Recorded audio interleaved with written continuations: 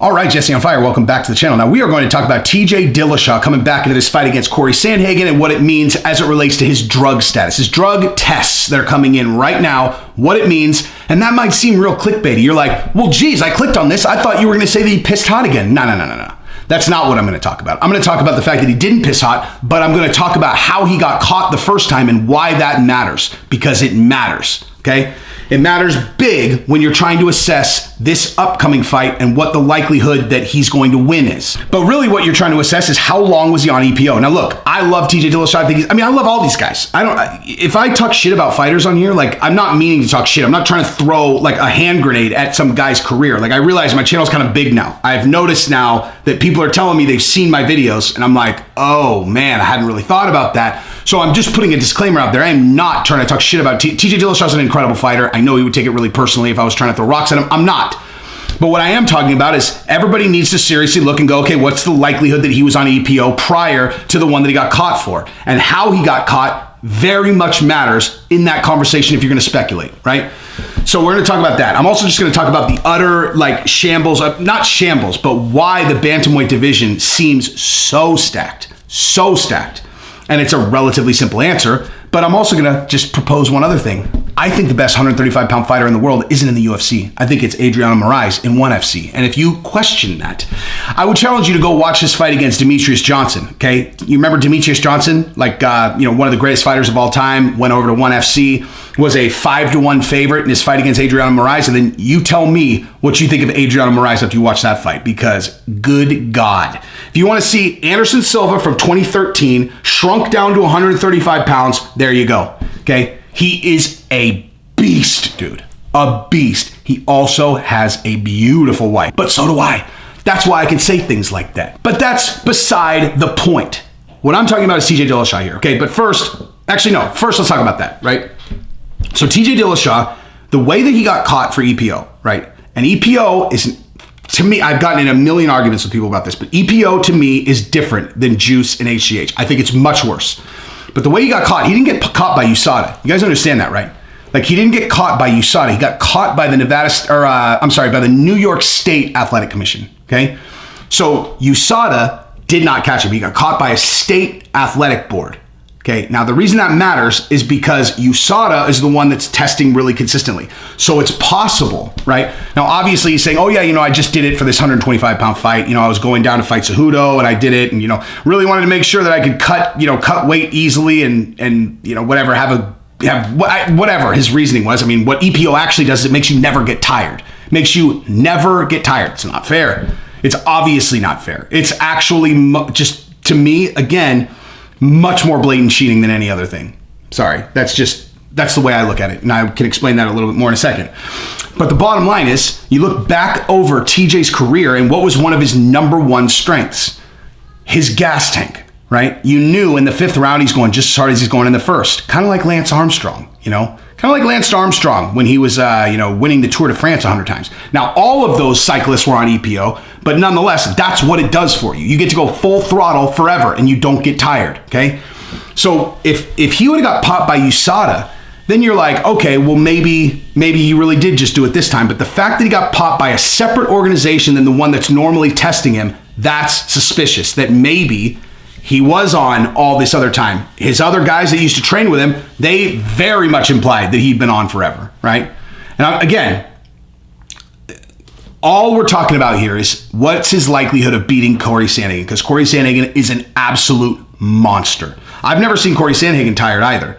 But with TJ Dilleshaw, if you take away his ability to fight that hard all the way through, that greatly diminishes his likelihood of beating Corey Sandhagen. It's just that simple, okay? So, I'm posing questions that we're not going to have answers to, right? We're not going to get an answer to that. Was TJ? We know TJ's not on now. That's the whole point of the title, right? His drug tests now tell us he's not on.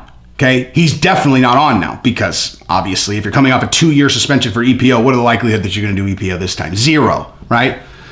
So, and I also think this, and this is one of the rare times that you'll catch me say something. Actually, I don't want to say it. I don't like saying negative stuff about the UFC, and I'm not, especially not things I can't. I'll just say this, okay? Large organizations, when something like that happens, controlling the narrative is very important, okay? So to the UFC, he gets caught, he gets suspended. It is what it is, right?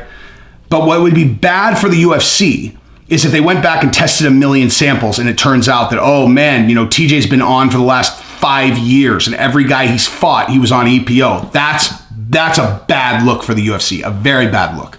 So when enough people have vested interest in burying a potential story, again, all I'm saying is just that if he had been on that whole time, which lots of people suspect that he was, there's no way that we would know about it. So to think that just because that story didn't come out, that means he wasn't on is ridiculous, And so given the skill set, Corey Sandhagen versus TJ Dillashaw being, it's hard to even say how they're going to match up. You have no idea what TJ's even been doing. I'm very much leaning towards Corey Sandhagen to win this fight, though, because Corey is my sleeper pick to be the best in the world. Obviously, Aljamain made quick work of him when they fought, but Corey Sandhagen is an absolute monster. Now, that's basically what it is about those two guys. I think the winner of this is going to get a title shot once Aljamain and Peter Yan, work their stuff out. If Aljamain beats Peter Yan, I think that's a wrap. As a matter of fact, I know it is. I know that's a wrap. That's the one thing about Peter Yan's situation. Aljamain basically is getting a rematch with Peter Yan, but he gets back end on the pay-per-view this time. If you guys really understand the way that these pay structures work and now understand how much money Peter Yan lost on that illegal knee and how much money Aljamain gained, you're talking 7 figures. That's a 7-figure swing. That's a 7-figure illegal knee right there. That's why when people are like, geez, oh my God, Aljamain, act a little bit more. It's like, what, you want him to just give Peter Yan $2 million so that people say he acted tough? He's going to go lose a fight after taking a blatant illegal knee? This is grown-up world, dude. This isn't we're not kids in the playground. This is a sport, right? He took a blatant illegal knee. Why would he have to go back out there and then lose? And then now Peter Yan gets to cash that check instead of Aljamain. Aljamain's like, look, you hit me with an illegal knee. Tell you what, I'll give you a rematch. Except this time, I'm going to take the back end. That's a veteran decision, a decision that I would have advised him to make 100% whether I had a piece of that or not. As a matter of fact, I don't have a piece of it, and I'm advising that he did the right thing. So there's that. But if he beats Peter Yan, that's a wrap, that's a wrap. So anyway, neither here nor there. Point being, Corey Sandhagen or TJ Dillashaw is probably going to get the next title shot unless Cejudo throws his name back in the hat. But he's, I don't know. I don't know what the likelihood of that happening is. I do think he should come back. What is going on with my eye? I would be very interested to see him coming back because he's a savage as well.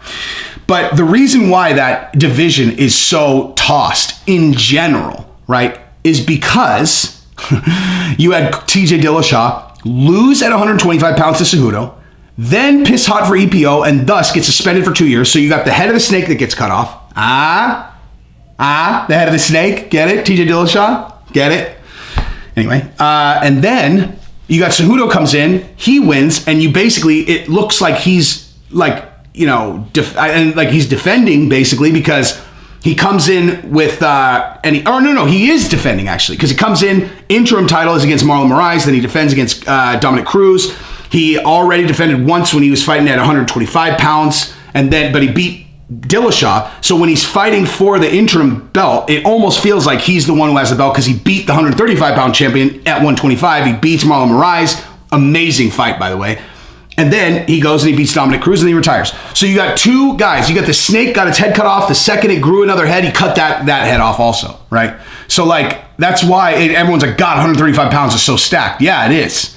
But if you think about it, if you had Cejudo and you had, or TJ, one of those guys had 1-2 more fights, it wouldn't seem stacked at all. It would seem like there's a bunch of really good contenders, but it wouldn't seem stacked like that. It's because you cut the head off the snake that it seems so stacked.